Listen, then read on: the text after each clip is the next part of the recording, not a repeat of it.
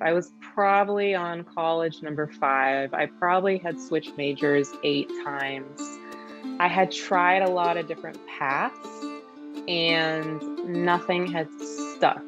And I was starting to feel a little hopeless and like I was just going to be a failure in life. Krista, thank you so much for coming on to At the End of the Tunnel. This is an interview that I was really looking forward to doing for a very selfish reason, because since the pandemic started, and because my next book is going to be about minimalism, I have purposely been working out in my apartment and outside and not going to the gym. And I also have been working out in 10 minutes or less. So you were one of my inspirations. I didn't start it necessarily because of you, but I knew that because you existed and you have your whole brand, 12-Minute Athlete, and you look amazing. I've always admired your physique and your presence. I'll say your presence, because that includes your confidence and it includes just your warmth. And I mean, we don't know each other that well. I don't even know if we've ever actually met in person before. I know we've been in the same space before, but we haven't actually met at Mind Body Green. But have we sat down and actually had like a proper connection and conversation? Like we've been in the same rooms. Yeah. So it's your work has become very relevant for me. And then of course I got your book in preparation for this, and I got a chance to get more familiar with your process. And it's the same process that I've been kind of stumbling through on my own in preparation for my writing. And so, yeah, I'm excited to just not necessarily talk about the workouts, but just talk about your process and your story. So thanks for coming on to the podcast. Thanks for having me. Yeah. Excited to be here. Have you been doing a lot of podcast interviews lately? On and off. I know when you have a book your book came out a few years ago and you do a bunch during that, and then it's like for me it like trickles in between books. Oh, it totally trickles. And it's just kind of like here and there when there's interest or when I meet someone cool. Okay, cool. 2 questions about this period of your life. You speak very openly now about mental health, about your experiences with depression, with anxiety, with angst. When did that start? And why do you know why it started? Can you pinpoint anything? So it's always funny to talk about childhood stuff because in some ways it feels like, oh, it shouldn't matter, right? Like I was in 3rd grade, like, come on, Krista, get over it. But those times in our lives really do make a difference. So when I was in 3rd grade, we moved across town and all my friends went to the old school and I had to go to a new school. And it just like did something to me. I turned from this like happy, pretty friendly kid to started being not as social, pretty anxious, started to be a little angsty. And like, as I got older, it got worse and worse. And, I went through many stages, as many teenagers do, like my punk stage with like a hard rock stage. I have some pink in my hair now, but it used to be like pink and spiky. And I would wear like all black and spikes everywhere, that kind of thing. But looking back, I don't know that it came out of anything particular other than that move started it. But I just was not a happy kid and I didn't have any outlets. So this is a huge thing for me. And, part of why I love fitness so much. There's so many amazing things about exercise. We can talk or not talk about those later, but I didn't have any sort of physical outlet to kind of like use my energy.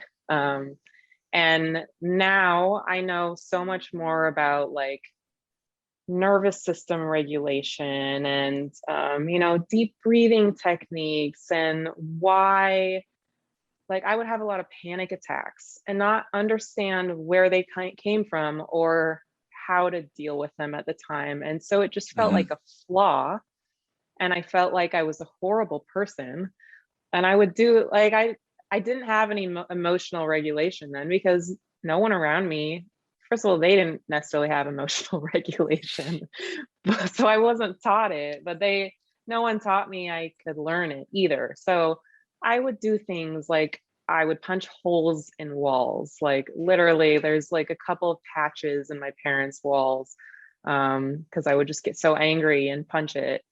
And or I would like throw things across the room. Or I remember times when I would just get so upset and like run out the door and kind of sprint as fast as I could. And now I know that's a sign of like the nervous system response to a threat, right? So if your body is preparing you to fight, you're going to get all this like energy and adrenaline and want to do something physical. And I just didn't know how to deal with that.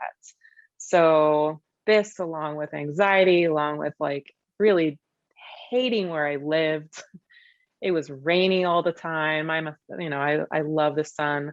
There were so many things that were kind of against me that, looking back, I could have helped that younger Krista a lot. Well, that was this is a side question, but let's say you're listening to this interview and your child is behaving like you were behaving. If you, the adult Krista, could whisper some words of encouragement to that parent, what would you tell them about dealing with a child that was like you, knowing everything that you know now?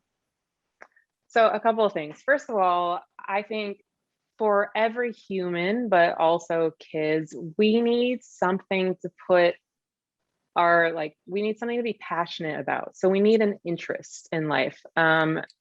Ideally, there's also a physical interest. So this would mean I wasn't into team sports. I played them, but it just wasn't my thing. But like looking back, I would have like if I would have thrived in martial arts or boxing or something like that, something to like put my physical energy into, but also just having hobbies.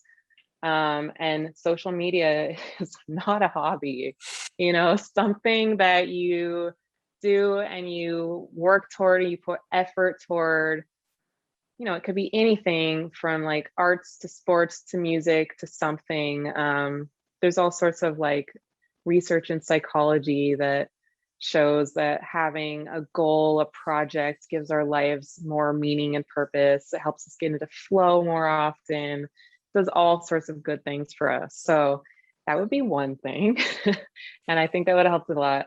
Another thing that you're very familiar with would be some sort of meditation, mindfulness, deep breathing, something practice. It would have helped me a lot. It helped. I mean, it helps everyone. Mhm. You're very aware of the importance of this, but I think the reason for me why it would have helped so much is to create that like space between emotion and response.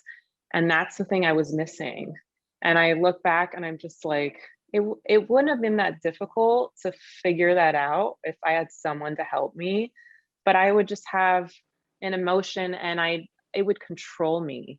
And I couldn't do anything about it. I just thought it was who I am. And now looking back, I'm like, oh, I could have controlled all those things, but I didn't know any better. So Mm. those two things would make the world of difference for anxious kids, and everyone's anxious right now. So Right, right, right, right. Okay. And the other question I was going to ask another theme that I came across in the research is this idea of self-discipline. Where did that come from? Do you remember how it started, why it started? Who was your influence in that regard?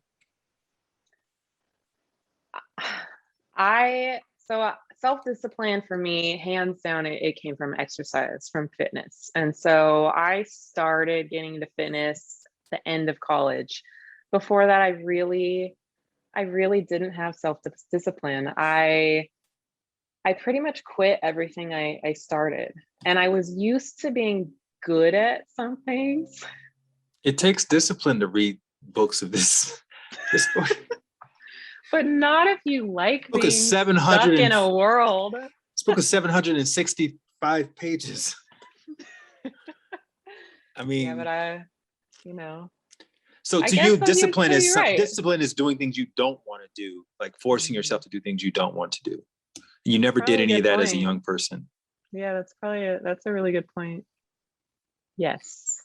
I mean, yes, you can have discipline to do the things that you want to do, but it's not hard to do it then, right?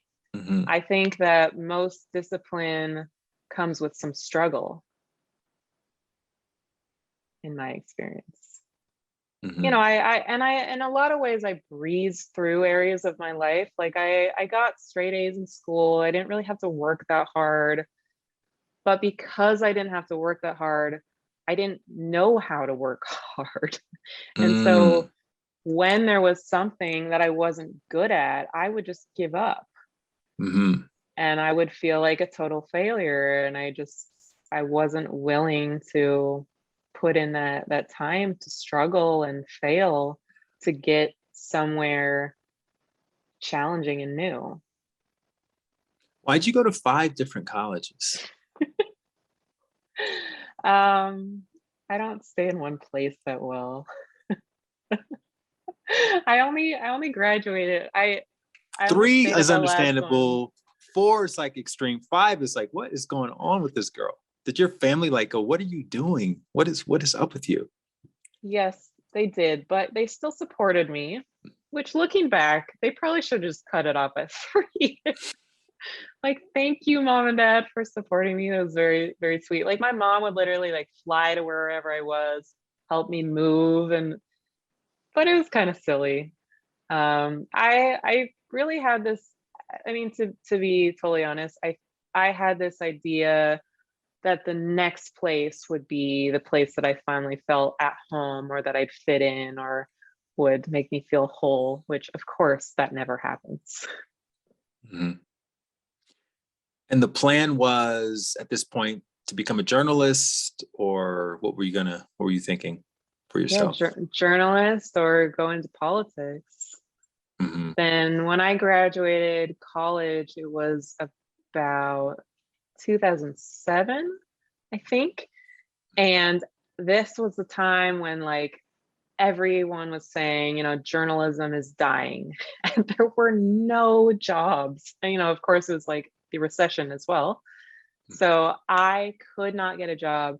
I even applied for this job at like the smallest paper in the smallest town of Oregon, which I would have just been absolutely miserable. And I didn't get that job.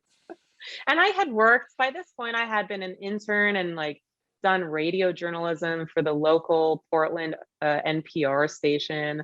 I was like my college and high school. I worked at the newspaper, like led that. Like I had experience and I could not get a job anywhere. It's very frustrating. All right. So what's interesting about, I do these interviews and I'm always talking to people who found their calling and, started some movement. And there's always this pivotal moment where something happened and it sort of shifted their whole deal. And it was usually this little thing that they never thought was going to be a big thing. And you end up telling the same story 1,000 times later on in your life, because that's what everybody wants to know is like, how did you get into the 12-minute athlete? And you tell the story about spaghetti arms, right? This random thing that happened one random Tuesday with your brother, who's apparently 6'7" and very fit, and he's teasing you. What happened? Yeah, so my brother has always picked on me. I was hoping that I would be as tall as him. I wanted to be him when I was a kid. I had a marker on my wall to like see where I was at. I never hit 6'7". I guess it's probably a good thing.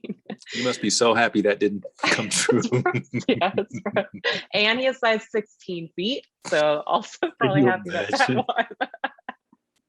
Anyway, so he's always picked on me. He's always kind of like, he could just squish me if he wants. Like, I just have Mhm. no, like, no hope. And I also was not very athletic growing up. And I failed all those presidential fitness tests. I couldn't touch my toes, couldn't do, Mhm. like, I could not do anything. And during this random Tuesday, we'll say, he challenged me to do a push-up. And I don't know why this conversation happened, but I was just so stubborn that I'm like, I'm going to show you.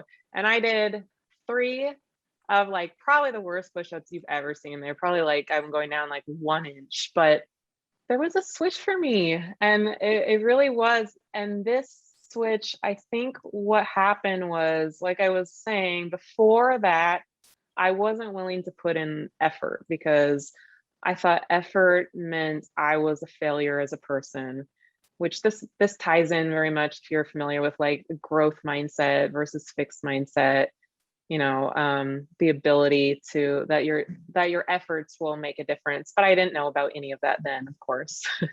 So what switched is I thought I'm going to be willing to put in effort toward some like fitness, because I'd never been willing before. I'd never been willing to fail, basically. And these 3 push-ups were just like the little switch that ignited me, and it turned into a whole journey and led to where I am today. Okay. Now, usually this is where the story sort of takes a leap into you becoming a personal trainer, but coming off the couch, right, and doing these 3 push-ups, and now you're all motivated. What was happening in the background? Had you been reading Tony Robbins books? Like, where did that sense of motivation come from, you think? So at this point in my life, I was probably on college number 5. I probably had switched majors 8 times. I had tried a lot of different paths and nothing had stuck. And I was starting to feel a little hopeless and like I was just going to be a failure in life. I was just feeling my confidence was totally gone. I just was feeling very hopeless. I also had gotten like out of shape. So at this point, I had worked at Starbucks and kind of stopped any sort of movement, exercise, practice. But I was just feeling very not confident in every area of my life. And it kind of felt like it was try with the push-ups, try with fitness, or there was nothing, that I was just giving up on life altogether. So when you say hopeless, giving up on life, what are we talking about on the spectrum of hopelessness? Are you thinking about literally like, I don't know if I want to keep living, or is it just kind of like, I don't know if I want to keep doing what I'm doing, and I don't know what I'm going to do? Yeah, I've definitely gone through periods of depression where I didn't want to keep living. At that time of your life? Yes. Okay. So in a way, the exercise saved your life. You Oh, started. 100%. Uh-huh. So what was the first step? Like, okay, you did 3 push-ups. What do you do next? You go to the gym, you join a gym, you start running. What do you do? I started running, as most people do when they want to get in shape. And Mhm. I realized that I hate running. Running has never been, I mean, I'll run like a couple miles, but like a 3-mile run was just torture. It's like a I, workout in slow motion. yes, yes. I'm like, I get it. People who love to run, I'm not hating on anyone. Like, everyone find their thing, but running was not my thing. But I did it, and I would go like 2 or 3 times a week. I would use any excuse I could to get out of those workouts, but I kept going and kept trying. And from there, I think the thing that got me finally out of running was I got married super young, and before my wedding, I don't know why, maybe my mom encouraged me, but I went to a personal trainer for a few times, which is kind of silly thinking back. But I did that, and he was really encouraging, and it was fun, and we didn't run. We did all these other things that were not running related, and that was really fun. And I built up some confidence pretty quickly because, I was still like in somewhat good shape compared to maybe the other people that had gone to him. And so he would just be really encouraging and tell me that like I could do all these things if I put in the time and effort. No one had ever told me that before. Like, Hmm. which is crazy thinking back. Not No even your one, dad. no, not even my dad. He doesn't know that type of fitness. You get him Hmm. in a gym and he doesn't really know what he's doing, but get him like on a mountain and he'll like crush it. Hmm. But yeah, so this personal trainer just gave me some hope and confidence that I could do this stuff, and also gave me ideas of getting out of that boring running routine. Hmm.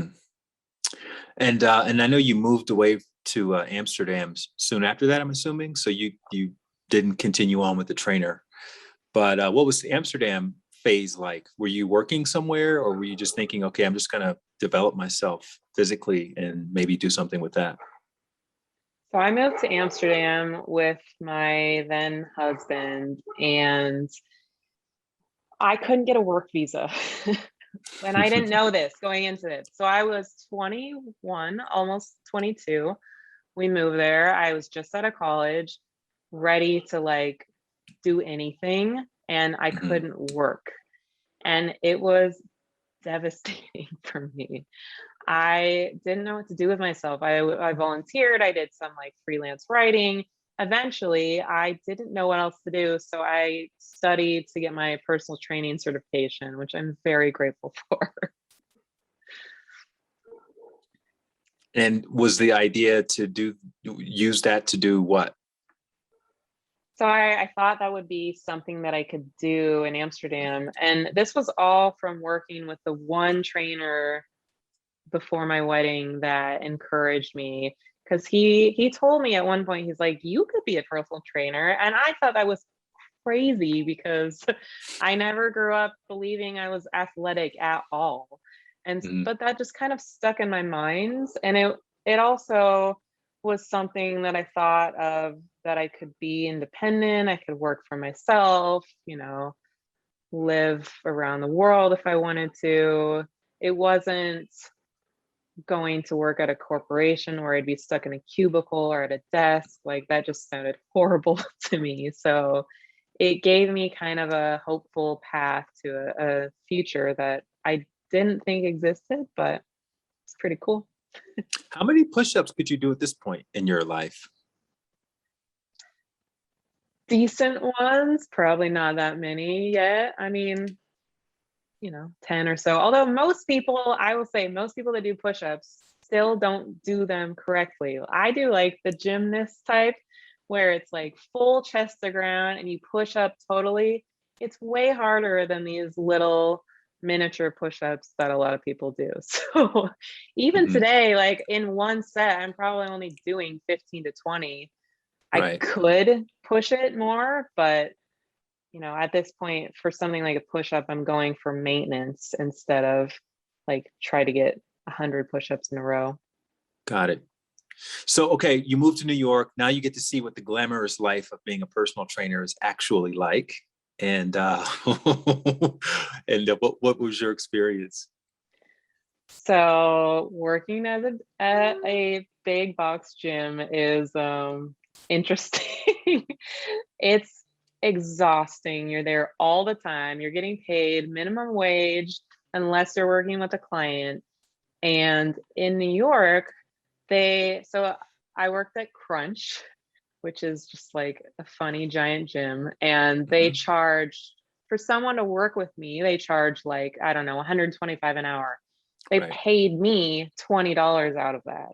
Hmm. And and they also forced me to sell supplements, which I hated doing and didn't believe in at all. And so that was a really interesting but tough experience because I felt like I was putting in a lot of time and effort and not being very authentic to myself. I didn't want to push sessions on people that I knew couldn't afford it, or supplements on people that I knew just didn't really need it. They should just be eating real foods instead.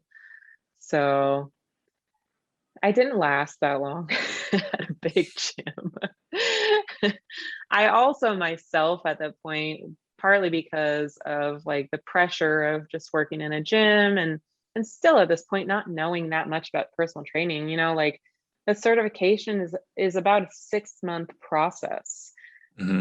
And you can't learn everything about the human body in 6 months. Like it takes years to really get that experience. So I still didn't really know that much. So I started training on my own like crazy. So this is where I went from like zero exercise to like the other extreme of totally overtraining, doing way too much all the time. It was never enough. I was starving all the time, like had all sorts of injuries because I wasn't resting. Um, yeah, so that was the experience there. Hmm. And as we know, those of us who lived in New York before, it can get pretty cold in the city. And one of the reasons I moved out of New York after 7 years was because I just got so tired of the winters and having to trek through the snow and how the snow turns black after a day, and Oh, it's just gross. slushy and disgusting and cold and miserable. But one of those snowy cold winters was one of the milestones in your life. It changed the direction of your life. Yeah, so at the time I was still working at the gym, and I would have to trek through that snow at like 5 in the morning to go work with clients. Just not fun. And the thing about working with clients too at a gym is like you usually have like two early morning, and then no one wants to train in the middle of the day, and then you have evening clients, so you just have very little time to yourself. Mm-hmm. But there was a time when it was so snowy I couldn't go anywhere. And so I started to have to figure out how to work out in my apartment. And this was super new for me. At the time, I didn't really know much about body weight training. I never done gymnastics as a kid, didn't really like know that calisthenics was a thing. And yeah, started finally experimenting because I didn't have a choice. So I think I had like one kettlebell and a doorway pull-up bar. So I'm like, okay, what can I do with these things? And started to put together these like mostly body weight based workouts that also happen to be shorter because you don't want to spend like an hour or more working on your apartment. That's incredibly boring. So they were Especially in New like, York, where the apartments are tiny and there's one window that faces a brick wall, and it's just not that fun. oh, for sure. Yeah. My place was tiny, it's yeah, it's not inspiring to do that for sure. So yeah, I started to put together these little like body weight calisthenics, interval training workouts, and I was shocked because I got stronger, I got fitter, I actually like got leaner. Because when I was working out for, hours and hours a day, I was so hungry. I was just like eating all the food. Like I couldn't stop because I needed the energy to eat more food. So with the shorter workouts, my appetite kind of leveled out. Everything got better. Mm. And I started once I got out of the snow, I also like started experimenting with these with my clients and had really great results. Is this when you started the blogs? So the 12-minute athlete blog. Well, I know you did a personal development blog Oh, first. I think that was about that time. Yeah, I was trying to, so I couldn't work at that gym forever. It was Mhm. just gonna kill me. And I've always been a writer. I've always loved to write. Even when I was a kid, I would write books about animals. And so I was trying to figure out like how can I tie everything together. So I started with, yeah, I had a travel blog, I had a personal development blog, but I was 25. I didn't have that much to say yet. So eventually I decided like, hey, what about if I write about my fitness experience? Like that seemed like maybe a better path forward and possibly actually could be a business at some point. Mhm. Um, so yeah, that's how that went.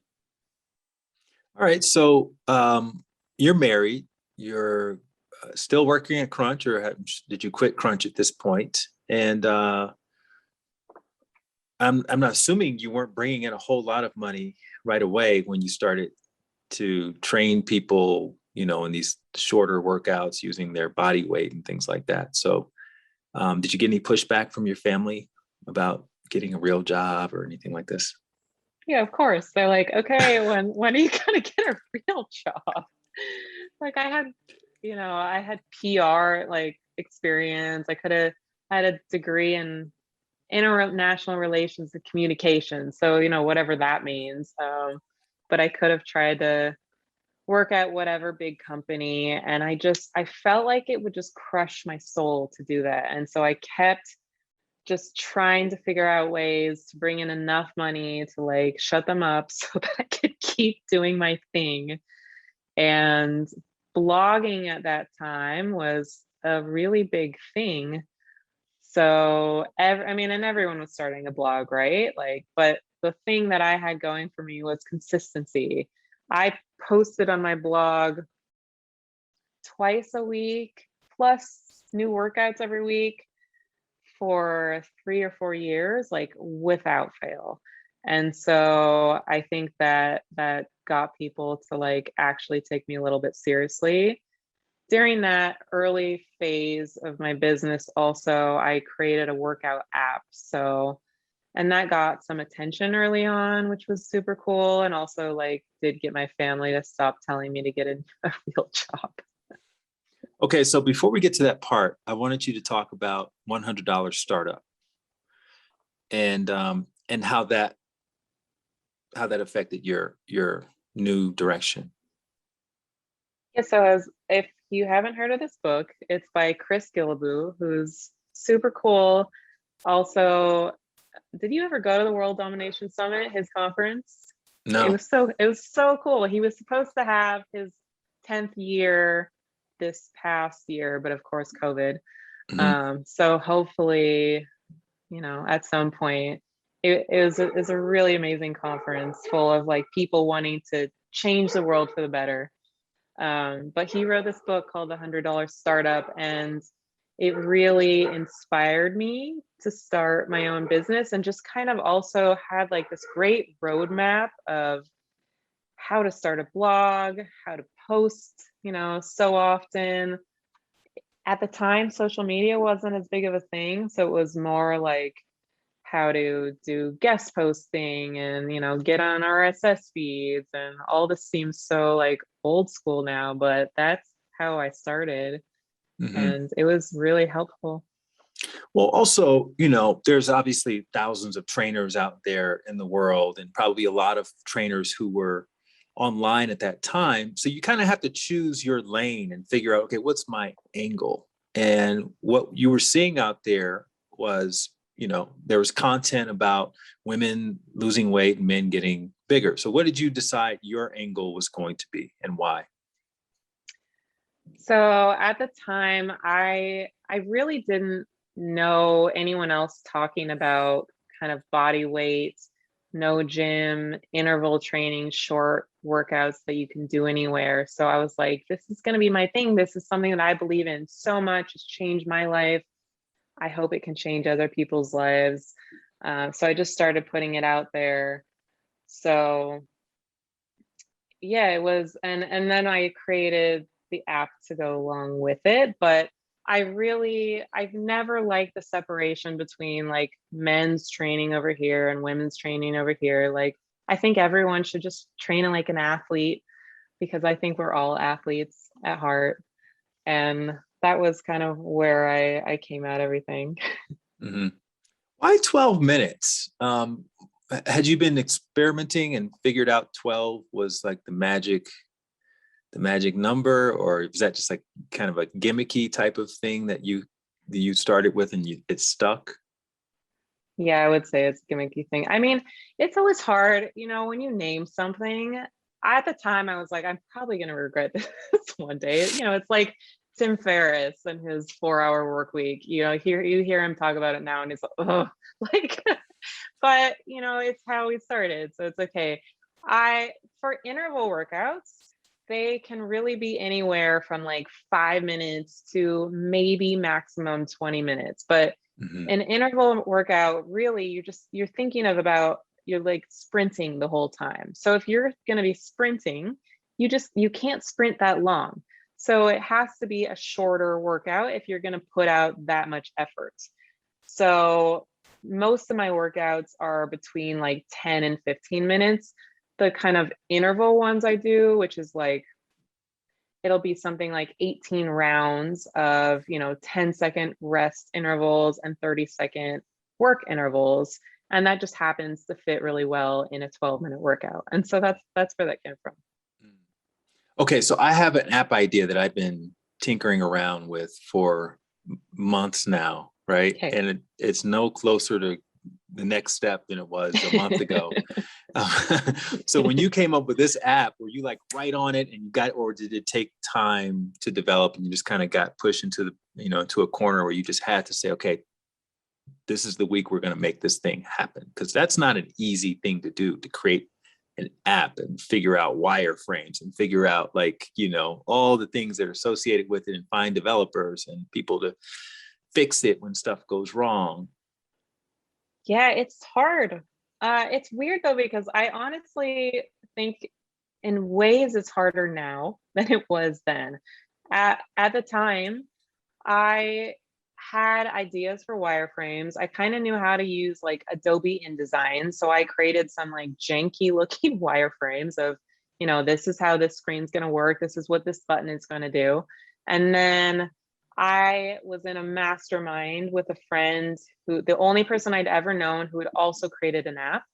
Mhm. So I asked that person, like, hey, do you know any app developers? And he happened to know one. And this guy lived in Barcelona and he was amazing. He was super cool. I got an app made for $6,000, which is like a steal now. It's, I don't know, 100,000, like 50,000. It's so much more money now to create an app.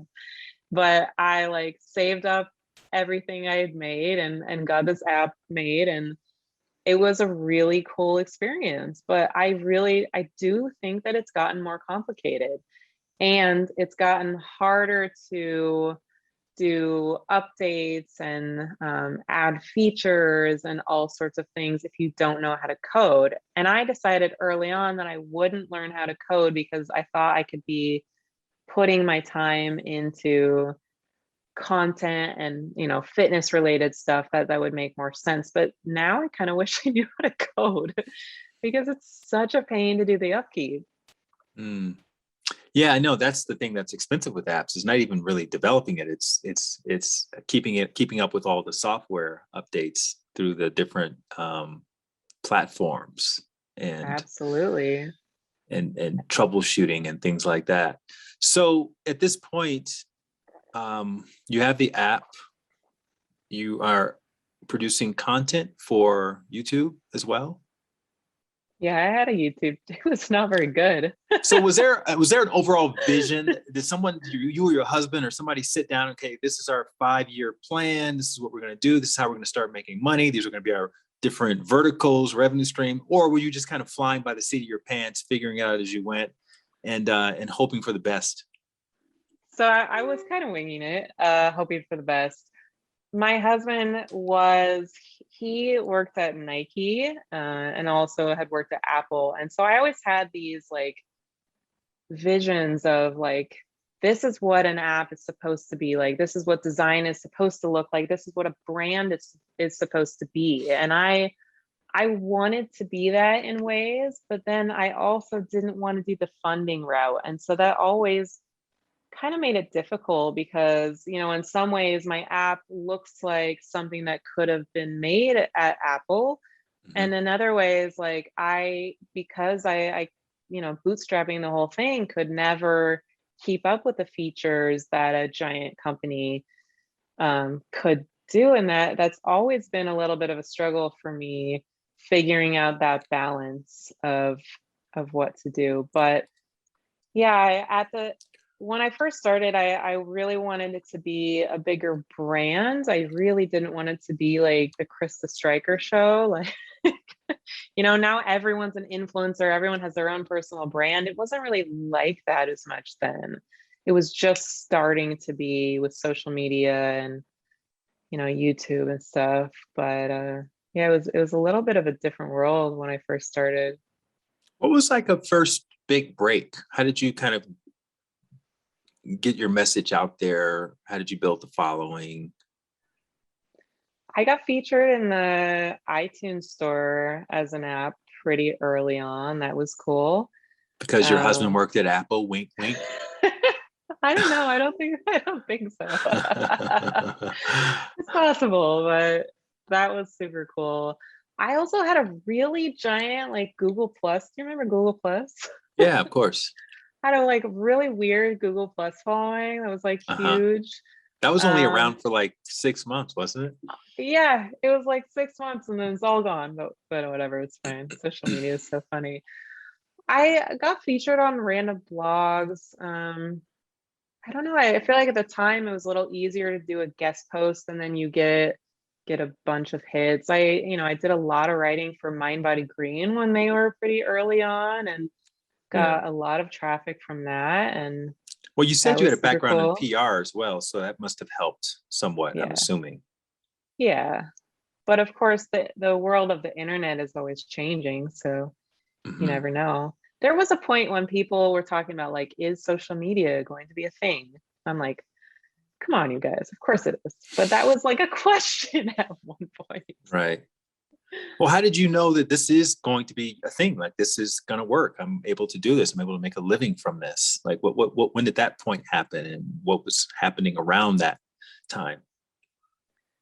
I Were think the you like meeting point, strangers who were like, oh, that's Krista Stryker at the airport or something like this? yeah, I did. I definitely did get recognized, which was cool. And I also used to go to a lot of like conferences and events. And when I would meet people, especially in person, and Mm-hmm. tell people about my idea or, what I did, they would light up and like get really excited about it. And or they would try a workout and be like, oh my gosh, that was so hard, but it was great, that kind of thing. So that positive feedback was great. And I got a lot of that. Got a lot of like people emailing me, telling me like I change the way that they worked out or inspire them to like be able to do things they never thought they could do. And just that bits of feedback was helpful. I keep stuff like that even still like in a little folder on my computer that I go Yeah. to when I'm grumpy. I remember at the Mind Body Green conferences that we were at, you were like the handstand woman. Like you're always, not always, but it's like you could do them so elegantly and so gracefully. And that took a lot of work, took a lot of hard work to be able to do that, right? Because you didn't grow up doing anything like that. No, I did not grow up doing that. Yeah, handstands were one of those goals that I set for myself because it seemed like one of the most impossible things to be able to do. And like I said earlier, I'd never really tried to do hard things before. So this was one of my early attempts to try to like force myself out of my comfort zone and try to teach myself that effort made a difference and could lead to something really cool and meaningful. But I've been at handstands for like 7 years now. And I train them, almost every day.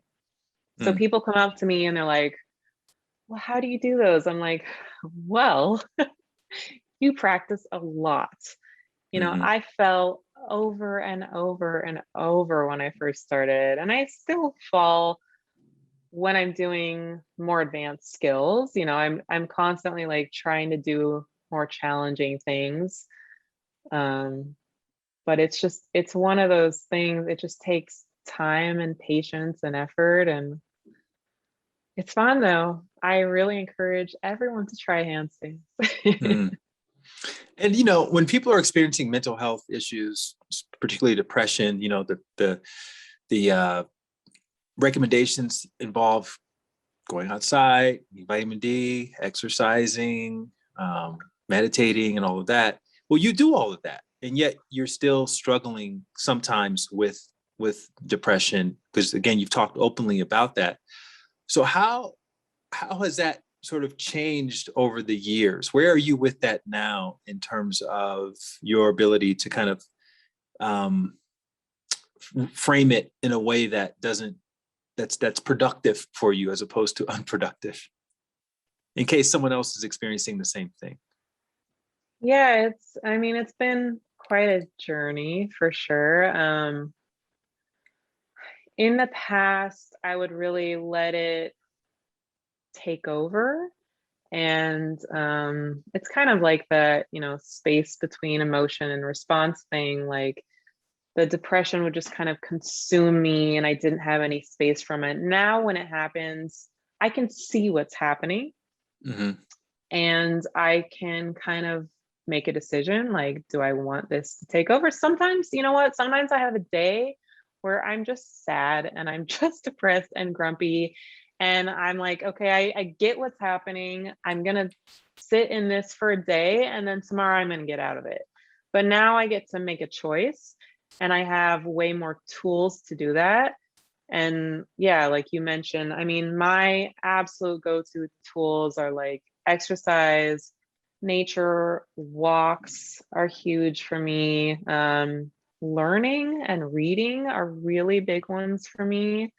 I really need to feel like I'm learning something new to feel inspired and hopeful and, get out of my own head and, connection with others, all those type of things. Adventure, novelty, humans need novelty and COVID's, been very difficult for that. So that Mm-hmm. was a whole other challenge, is like figuring out, because before COVID, I kind of had like my perfect life where I was doing kind of exactly what I wanted. Maybe my career wasn't exactly where I wanted yet, but I felt like I was on the way. I was traveling, I was going to conferences, and then COVID stopped all of that. So I had to like double down on all those other practices: meditation, journaling, exercise. But yeah, it doesn't always work.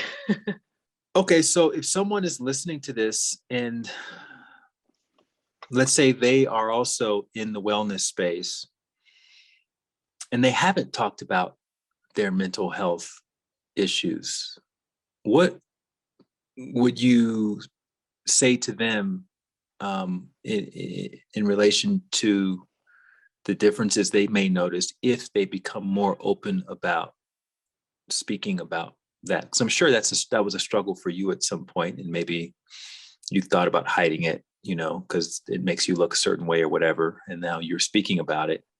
And almost, every other post you put on social media, you mention it, which I love, because I think more people need to start speaking about it. So what would you say to that person who may be on the fence around, do I become fully transparent about this, or do I just kind of store it away and stick to the positive stuff? I would say, I mean, if you, I don't know about you, but when I read people's story where they're being like honest and vulnerable and authentic, I am inspired. I feel like more connected to them, more connected to humanity. And I feel like that helps me more than if they're just like, oh my gosh, my life is so great. Everything is perfect. Mhm. So I think authenticity ends up helping people more. So if your goal is to help people, be authentic and, Mhm. share your story, be real, be vulnerable. Yeah, it's hard, but people are going to connect to it. We're all human. We all have this experience. We've all been having a pretty tough, year and a half in whatever way. So like let's connect and be honest with each other. Might as well talk about it because we're Mhm. all going through it in some way. Did you have a moment where you decided, I'm going to talk about this? Did anything, or was it just, if you always talked about it? I've always talked about it a little bit. It's funny, maybe it's an introverted quality, but it's easier, and it's always in the past, it's been easier for me to write about it for strangers than it would be for me to like talk to a close friend or about it, which is kind of an interesting thing. I would say when COVID first hit, something really shifted in me. And I know this is kind of the case with a lot of people, but I, realized that time is finite. We're all going to die at some point, and I might as well live in the most authentic way possible. And I'd already been getting burnt out a little bit of just like, okay, here are 5 types of push-ups you can do type of talk. Like, I love exercise, but like, come on, at some point, there's only so many push-up types or core exercises that you can do to like, that stuff. I just had to talk about more. I just had to talk about other things that I felt were more meaningful. And luckily, like fitness and exercise and health actually ties into a lot of that. And it really does add meaning to our lives. But that's kind of where that started, was like really like week 2 of COVID. I'm like, I can't do this anymore. I can't just talk about workouts. I have to just be authentic. And maybe it'll turn people off. Maybe people won't like it, but it's something I have to do for myself, and hopefully it will help some people. It's interesting because that's exactly when I became super engaged in your work, because you were talking about that. And I was like, wow, I need to start really paying attention to what she's posting, because it's so different and interesting. And it's not just about exercise. And, it just gives more context to everything else you do. It actually gives more weight to everything else you're talking about because you're being vulnerable and transparent. So thanks for doing that. I'm glad to hear that. Yeah. Okay, so there's another similarity you and I have. I actually self-published my first book back in 2014/15. Oh, I You didn't know did as that. well. Yeah. So I'm very familiar with the process. I did it on Create Space, which is now called Kindle something Kindle Direct, Kindle publishing, or Publishing Direct. yeah. Yeah. So talk about that process. Because again, I was dragging my feet for years. Like I would write, and then I would take 3 months off, and I'd come back and do an edit, and then take 6 months off, and then come back. And I got to a point where I just was so tired of thinking about it that I had to do something. I had to take the next step. And then eventually, um, I 3.5 years later, it finally came out. So why did you decide to self-publish versus going with a publisher? Because I know you had some conversations with publishers. What was that experience like for you? Yeah, so I actually had a book agent early on in Mm-hmm. my 12-man athlete career.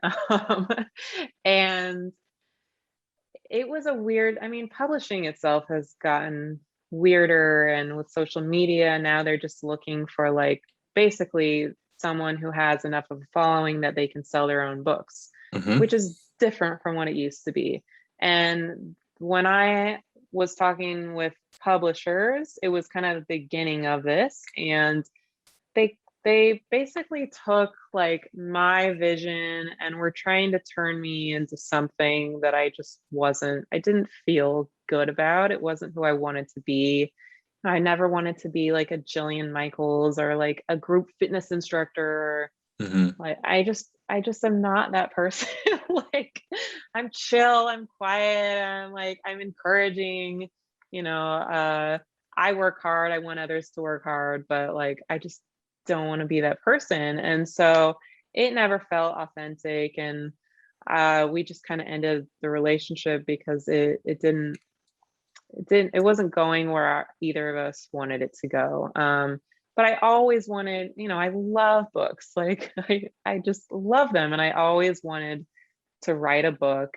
And so there was one point, I don't know, I guess 4 years ago, where I was just kind of sick of not doing anything that interesting. Again, it's just like you're in the fitness world. It's like you talk about same things over and over, and it's just so frustrating and uninspiring after a while. So I actually went to a conference, heard his name is Chandler Bolt, and he wrote this book called Published. And he also has a whole thing called like the self-publishing school, and they're pretty Mhm. cool. But he basically laid out, once again, he laid out like a path to self-publishing your own book.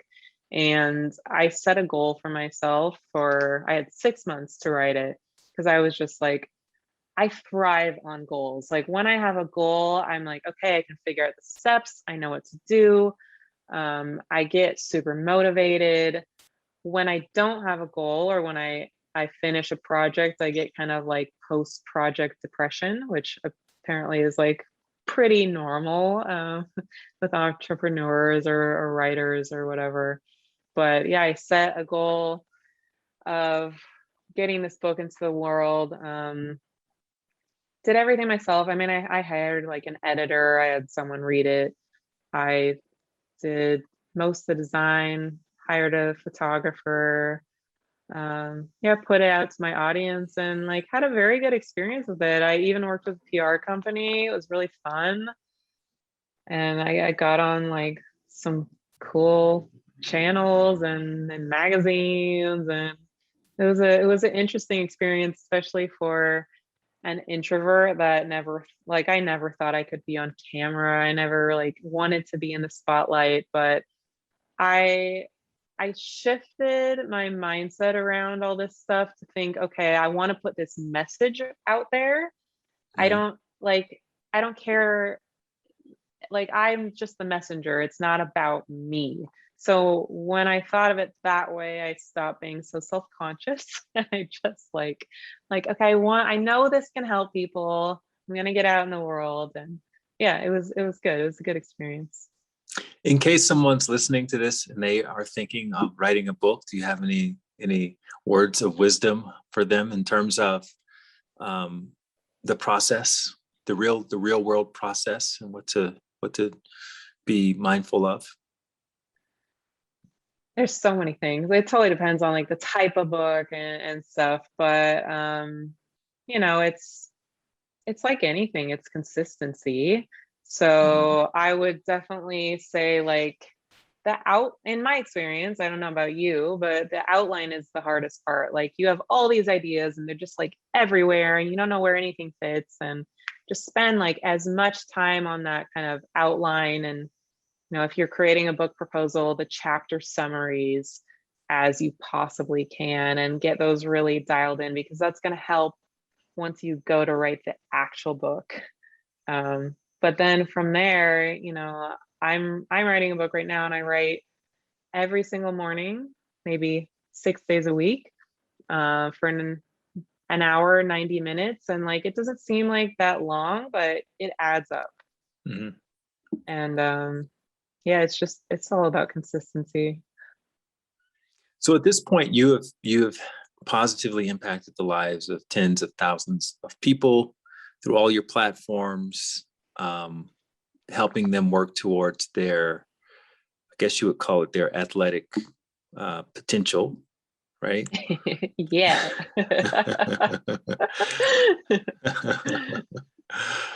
And now I remember seeing, like, I was so like inspired. I saw you were doing some boxing or something like this. You're like an amateur boxer now. Is that what's Y- happening? Yeah, well, I had like a couple of matches Yeah, yeah, before yeah. COVID. Yeah. So that was another thing I did to push myself out of my comfort zone was learn to box. I always wanted to learn to box, but like getting in the ring, scary, man. What It's did your people scary. think about that? Like when you told your mom, "Hey, I'm gonna be in a boxing match." No one really liked it. So everyone is like very pro until they see Million Dollar Baby. They like do uh, not like it. Do you remember? Did you ever see that yeah, movie? yeah, yeah, yeah. Of course, Yeah. of course. Hillary She Swank. like Yeah, I love that movie. turns into a vegetable. Like Yeah. but yeah, no one likes it then. But But something was inspiring you, right? To try this out, and maybe it was your discomfort around it. it's one of the scariest things that you can do is step into a ring. I'd also gotten into a pretty bad car wreck a few years prior where it was kind of another shift in my life where, I could have died and I felt like I was holding back in life and just didn't want to do that anymore. It's Mm. like it's chipping away at my life where I keep trying to be more and more authentic and true to who I am. Um, so I just made after that it was like no one can tell me not to do this. It's something I've always wanted to do. So I'm gonna work for it and train for it. How are you thinking about success these days? Obviously, it's not about money, but what is it about for you? It's about meaning. So meaning in my own life and helping others find meaning in theirs. I think that's always been a big theme of my life. Like I want it what I do to matter. Um, and that's hard because you never know if it's going to matter in the long run. But I hope that, little things that I've done or said or created have helped in even small ways in people's lives. Mm-hmm. And what is the next book you're working on?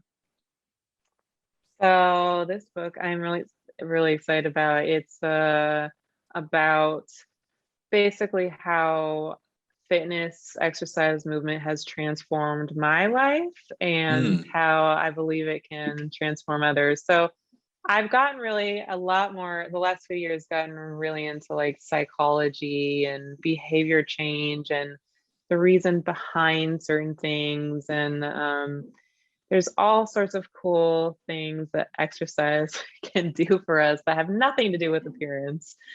And so I talk a lot about that, like cognitive benefits of exercise, how exercise can help us like learn better, learn to focus, get in flow, give our lives meaning, purpose, connect with community, all stuff like that. So really also just like trying to convince people that it's a lifelong thing. It's not like a, quick fix, get abs for the summer. Like movement, exercise can really just add so much to your life. And I really hope to inspire others to get there. Mm.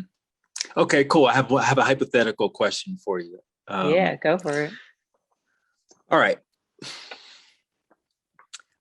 If someone's listening to this and they get inspired by hearing your story and they want to start, challenging themselves physically, and let's say they were going to just dedicate those, how you dedicated 5 years to the handstand.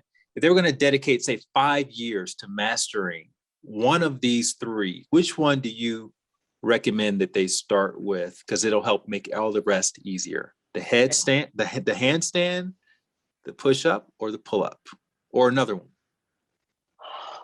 Um, Push up or pull up, I would say for sure. I mean, push up because you can do it anywhere. Push ups like are just this is amazing exercise where there's like 800 variations and you can do it in your hotel room, in your apartment, in a park, anywhere. And I really believe I know with 100% certainty that every single person can do a push up. I don't care if you have to start with your hands on the wall or on like a countertop or on a couch. You can build up the strength to do a push up. And it's really cool to watch people, especially women, because women tend to not be as strong in their upper body, but it's really cool to watch them like go from a wall push up, which does not take that much strength, to like a full push up on the ground. It's like this very gratifying experience. And I don't think it'll take 5 years.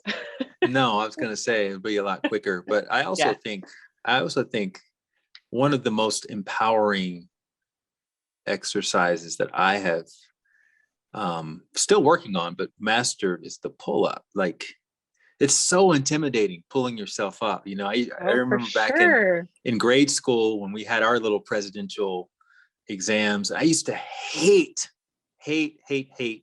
whenever we had to do a pull up, because I couldn't even bend my arms, 5 degrees. And to be able to just hop up on a bar and bang out 10 full extension pull-ups is just it just makes you feel so strong, Absolutely. Yeah, but think back to those tests. Did anyone help you work up to a pull-up? No, Isn't there was no crazy? PE. Was just like you had natural ability or you didn't. Exactly. I would at some point would love to work with schools and like totally transform that whole thing, because they don't we were tell playing you. kickball in one moment, and the next moment, okay, now do some pull-ups. It's like, what? I know. I couldn't even like hang from the bar. And we're wearing our street clothes. Exactly. Yeah, pull-ups are amazing. And there's so many different ways to work up to them.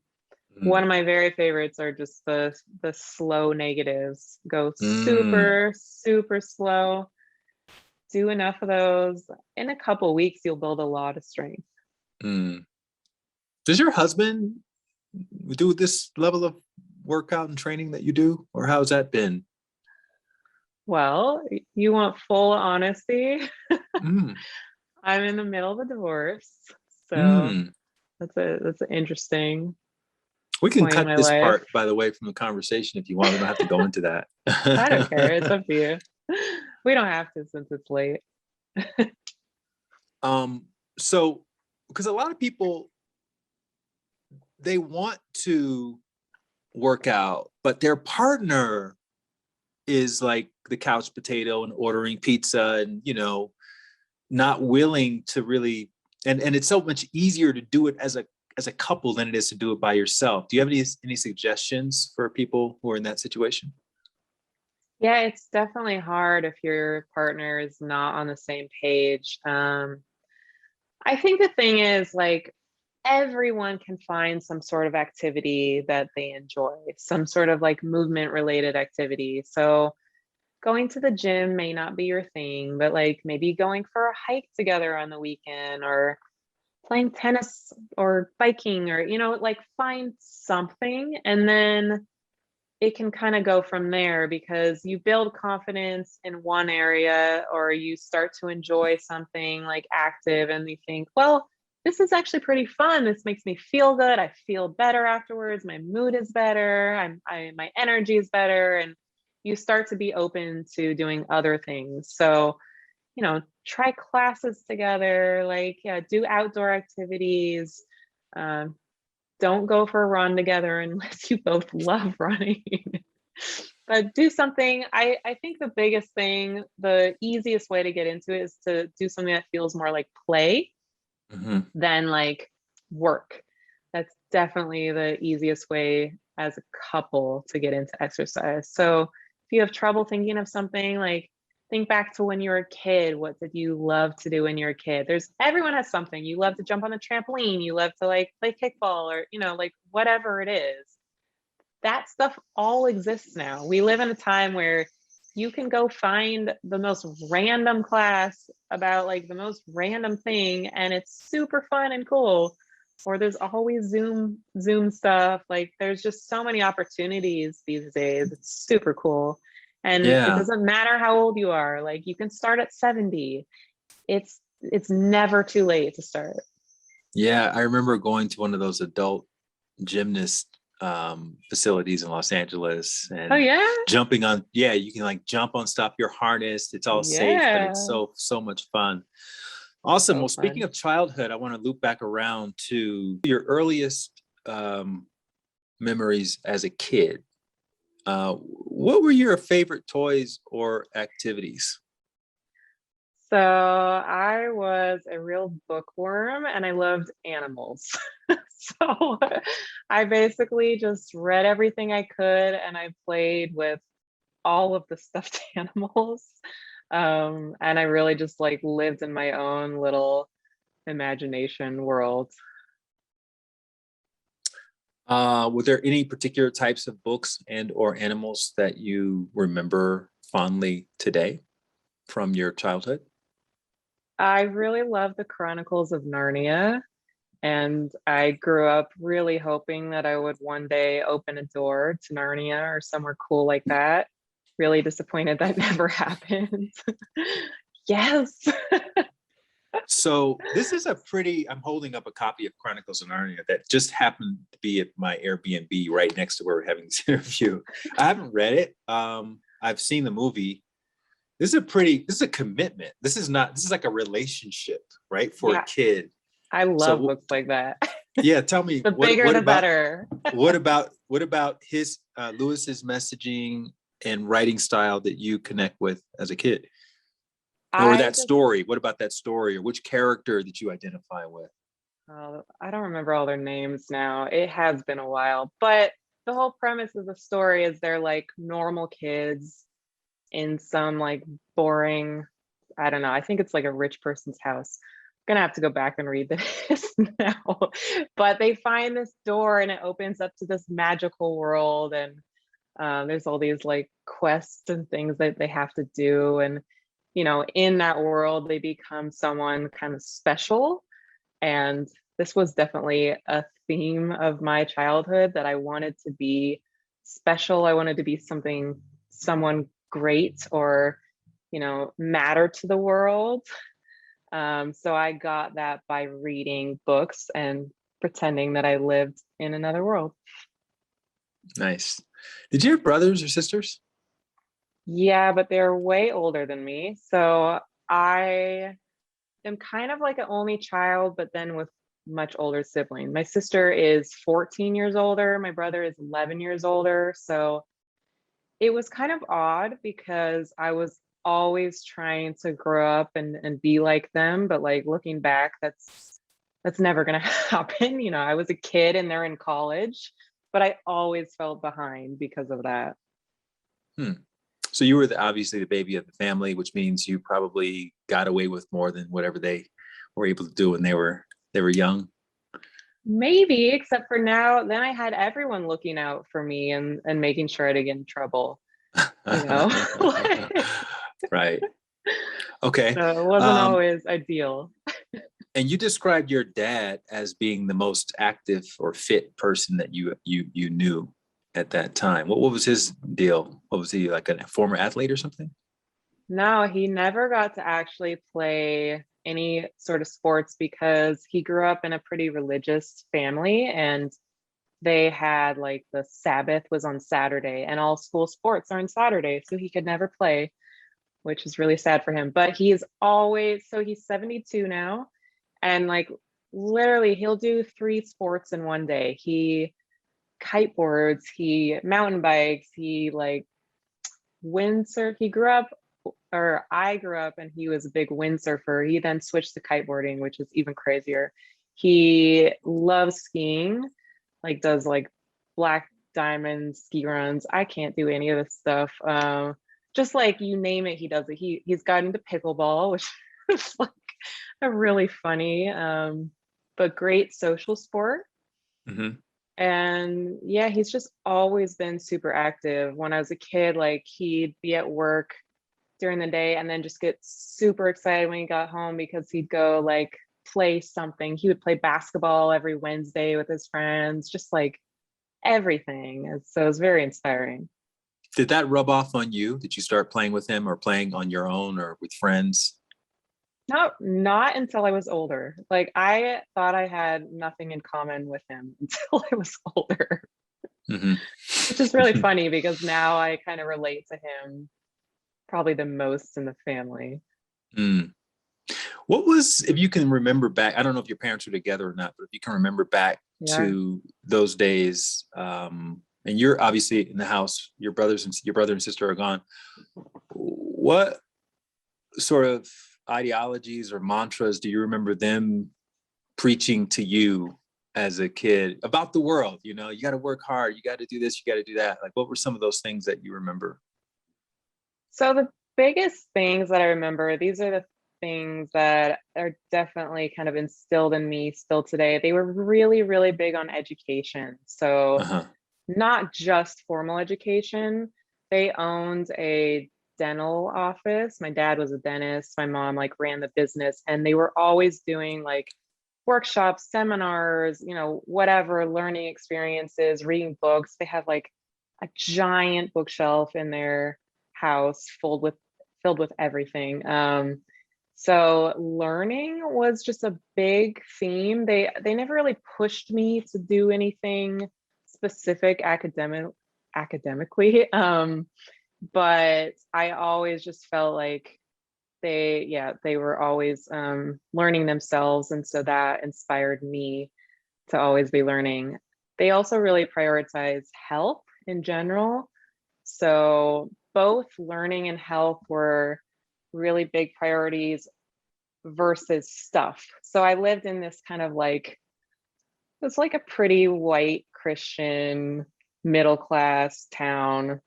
And a lot of my friends had like pretty big houses and a lot of stuff. And my parents just didn't really buy into that. They always, we would travel instead of buying some big fancy thing. So Mhm. like experiences were also a big thing.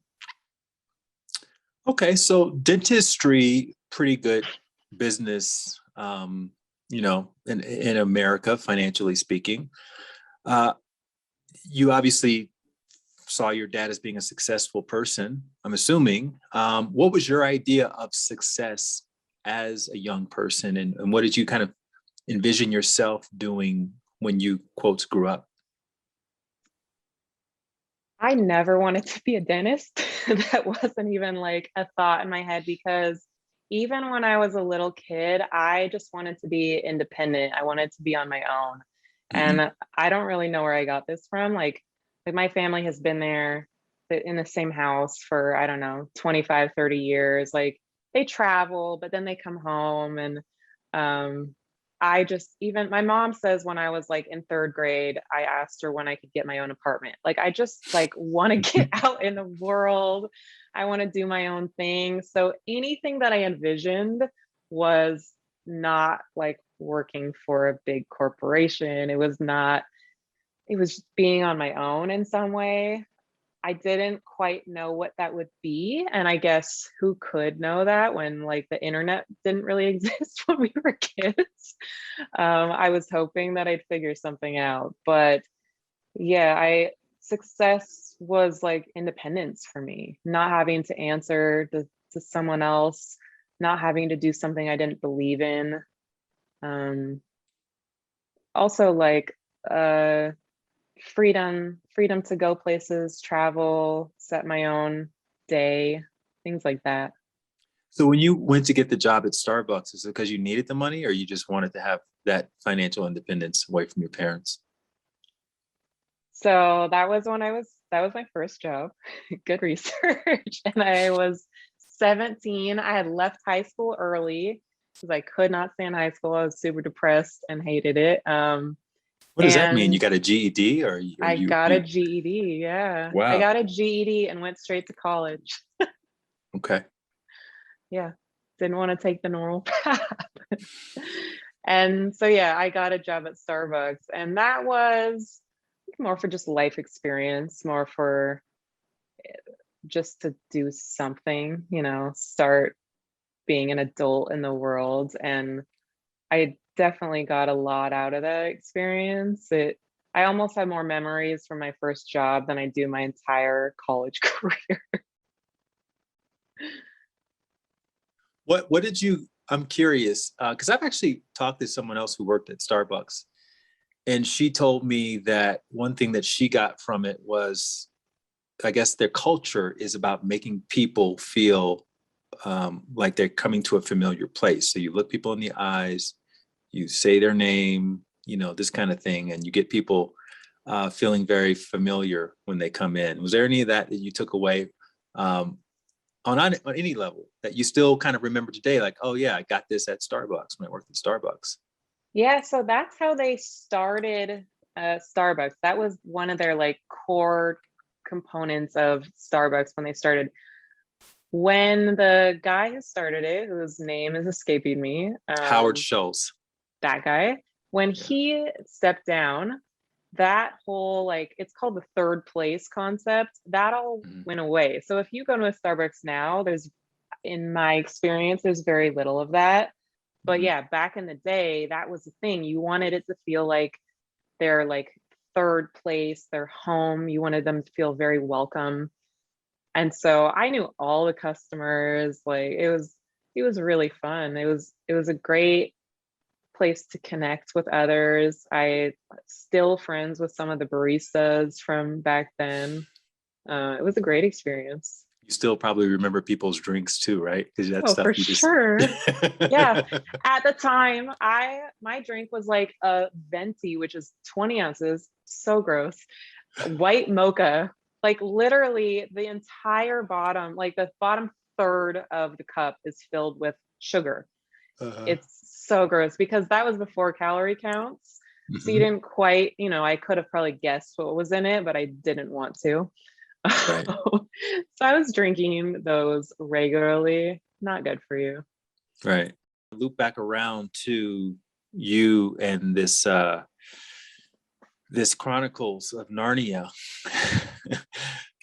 story where you find the door to the magical world, and this is something you said that you wanted to be special, and I feel like your purpose as an adult has been to create that outlet or that door for other people, right? Using your own experience and showing them the metaphorical third place, which is that place within yourself where you can do these things that on the surface are very, very, difficult and intimidating, but you break it down into smaller steps. You start to iterate, you start to progress, you start to gauge your own strength increasing, and then it builds confidence, it builds strength, not just in physical exercise, but in other areas of life as well. And that's a very, it's a very special talent to have and to hone as a trainer, because like you experienced that with the trainer before your marriage, right? That was the person that sort of inspired you, and it's not often that we cross paths with someone who can inspire us to change the entire trajectory of our life. So I just want to acknowledge you for doing that for tens of thousands of other people, and making them feel like they can do it, and for continuing to spread your message and continuing to have all the self-discipline and the consistency, which is the only real way to have the impact that you've had and to build the kind of platform that you've been able to build. So yeah, just wanted to acknowledge you for that, and thank you for all of the persistence and the diligence and all the things that didn't go your way. I want to thank the universe for that, because Lots of those. if those hadn't happened, then we wouldn't be having this conversation right now. So I appreciate you, Krista. Appreciate you. Like, if you like that video, you're going to love the next one. Click this thumbnail right here, and I'll see you over there.